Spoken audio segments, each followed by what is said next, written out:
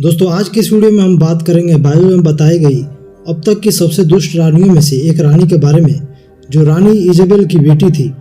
इसके बारे में यह भी कहा जाता है कि यह इतनी दुष्ट थी कि इसने अपने ही परिवार के लोगों की हत्या तक करा दी थी। दोस्तों जिस रानी के बारे में हम बात कर रहे हैं उसका नाम है अतल्याह। इसने 6 वर्ष तक यहूदा की रानी के रूप में भी शासन किया था।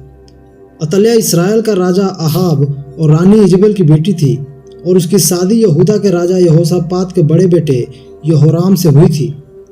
रानी के रूप में अतल्याह का शासन काल कई वर्षों के बीच का था, जिसके दौरान यहूदा और इसराइल पर दुष्ट राजाओं और रानियों का शासन भी था। अतल्याह बाल देवता की कट्टर अनुयायी भी थी, जिसका परिणाम यह भी था कि वह अपने से पहले या बाद के राजाओं के समान ही दुष्ट थी। इसका पति यहोराम भी अपने पिता के विपरीत एक दुष्ट राजा ही था।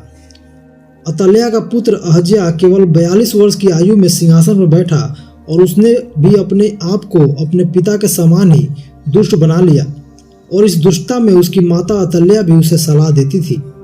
लिखा है दूसरा इतिहास अध्याय 22 उसका 2 और 3 में, जब अहज्याह राजा हुआ तब वह 42 वर्ष का था और यरूशलेम में 1 ही वर्ष राज किया, और उसकी माता का नाम अतल्याह था जो ओमरी की पोती थी।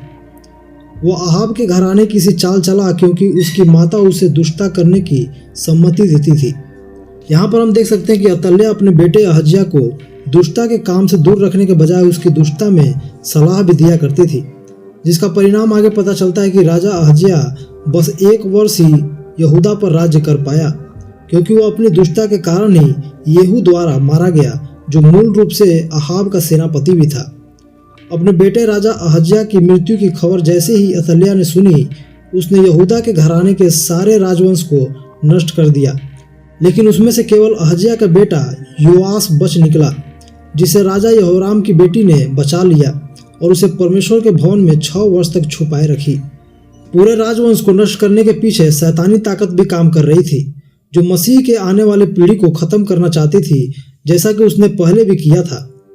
लिखा दूसरा राजा अध्याय 11 उसका 2 और 3 में, परंतु यहोशेबा जो राजा योराम की बेटी और अहज्याह की बहन थी, उसने अहज्याह के पुत्र योआश को घात होने वाले राजकुमारों के बीच में से चुरा कर धाई समेत बिछौने रखने की कोठरी में छिपा दिया, और उन्होंने उसे अतल्याह से ऐसा छिपा रखा कि वह मारा न गया, और वह उसके पास यहोवा के भवन में 6 वर्ष छिपा रहा, और अतल्याह देश पर राज्य करती रही।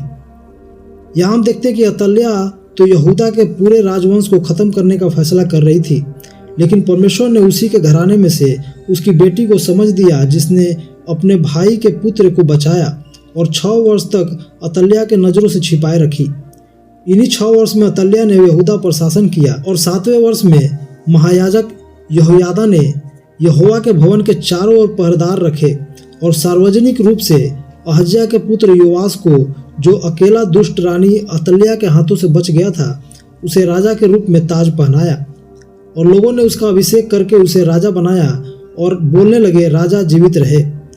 इस आनंद के शोर को सुनते ही अतल्याह ने चिल्लाना शुरू किया कि राजद्रोह राजद्रोह, लेकिन किसी ने भी उसकी बात नहीं सुनी। लिखा है दूसरा इतिहास की किताब अध्याय 23 उसका 12 और 13 में, जब अतल्याह को उन लोगों का हल्ला जो दौड़ते और राजा को सराहते थे सुन पड़ा, तब वह लोगों के पास यहोवा के भवन में गई, और उसने क्या देखा कि राजा द्वार के निकट खंबे के पास खड़ा है, और राजा के पास प्रधान और तुरही बजाने वाले खड़े हैं, और सब लोग आनंद कर रहे हैं और तुरहिया बजा रहे हैं, और गाने बजाने वाले बाजे बजाते और स्तुति करते हैं। तब अतल्याह अपने वस्त्र फाड़ कर पुकारने लगी, राजद्रोह राजद्रोह। इस घटना के बाद ही रानी अतल्याह को यहोवा के भवन के बाहर ले जाकर मार दिया गया, क्योंकि उसके दुष्टता का अंत आ गया था। और फिर योआश को परमेश्वर ने यहूदा का राजा बनाया, जब वह केवल 7 वर्ष का ही था, और इसने 40 वर्ष तक राज किया, जिसमें इसने यहोवा के भवन की मरम्मत भी कराई, और जो यहोवा की दृष्टि में अच्छा था वही काम किया।